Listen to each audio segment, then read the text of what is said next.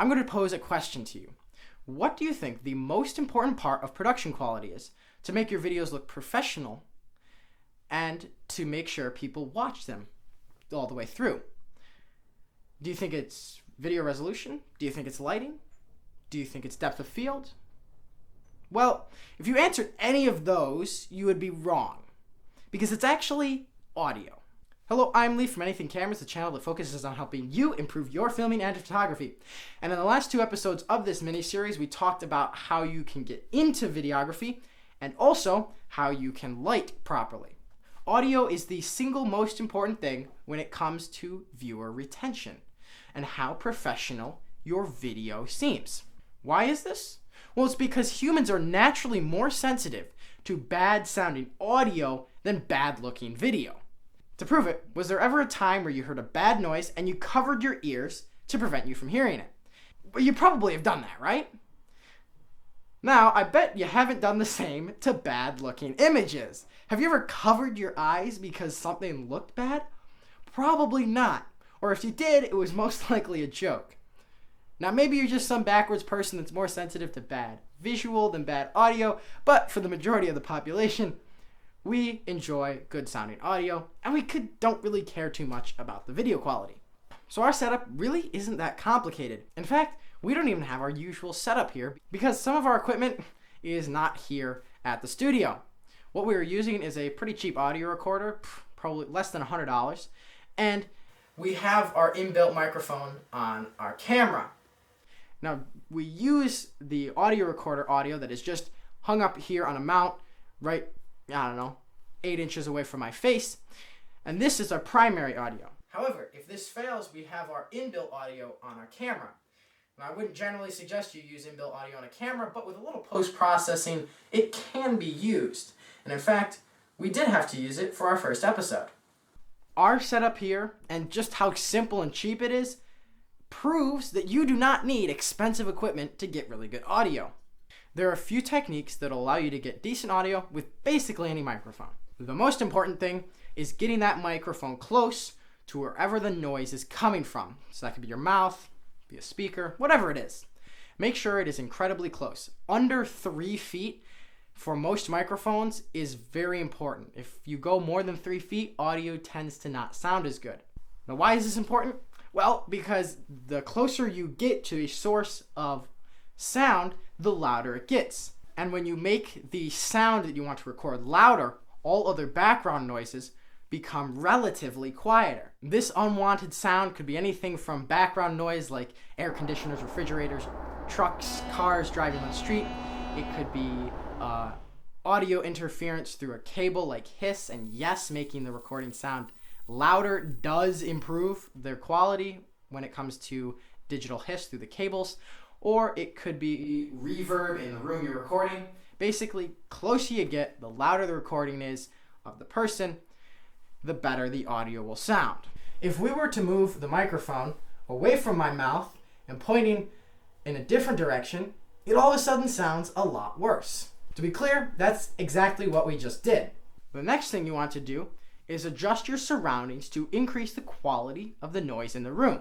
This sounds super sciencey, but there are 2 basic things that you need to know to improve the noise in the room. The first step is to eliminate background noise, such as people walking, animals, pets, appliances like refrigerators or air conditioners making a hum in the background.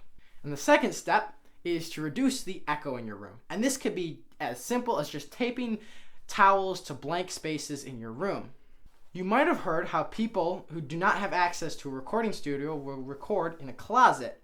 And this is because the clothing dampens the sound and decreases the amount of echoing. A towel taped to a blank piece of wall does basically the same thing. Now, I want to emphasize that using these techniques, you can get good audio with any microphone. Not that long ago, Noah and I had an interview on the AV Peers podcast with David, who runs it. Now, I did not have the equipment necessary to hook my microphone up to my computer because I was at school at the time, and I didn't bring everything that I needed. So what did I do? Well, I took my phone and I slipped it in my front pocket. and I had a recording app to record audio. So I recorded all of my speaking right onto my phone. And because I had little background noise, there was no heater, air conditioner, or refrigerator running, I was able to get a very good sound.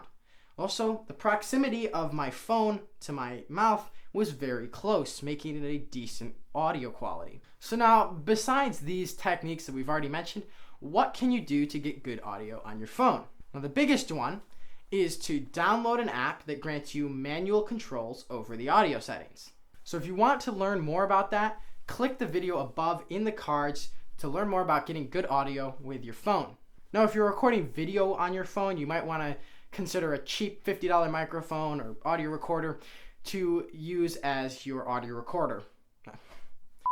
To use as your source of audio. Before we get into the emotion and storytelling involved in audio, I want to get into microphone levels because these are very important. Mic levels is just how boosted the signal your recorder is recording. Now, that's whether this be a specific audio recorder or your camera, you will see a mic level indicator. It'll have a 0 at the top of the meter, and it'll probably go down to like -36 or something. Depends on your specific camera. Now, you might think, oh, auto audio, we'll let it do its thing, set the levels correctly, we don't have to worry about it.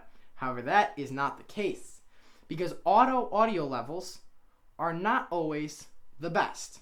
If I'm talking at this level for a while, and then I all of a sudden talk really, really loud, that's a problem with audio levels with mic levels if they're auto.